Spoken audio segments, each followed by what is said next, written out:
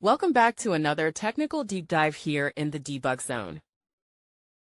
Today, we're tackling a big question and breaking it down with insights from other users. Hopefully, this clears up some misconceptions and helps you get the answer you need.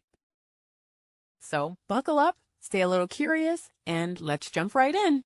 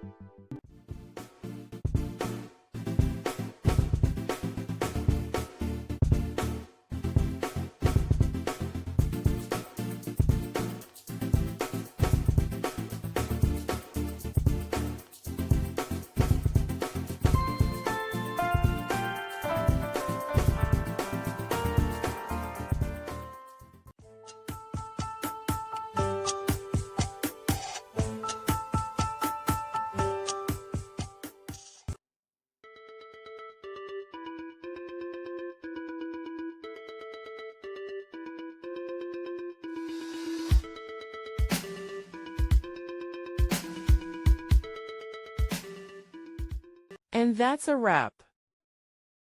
I hope you found the answer you were looking for. If you did, take a second to hit that subscribe button. It really helps out. And let me know in the comments which solution worked best for you.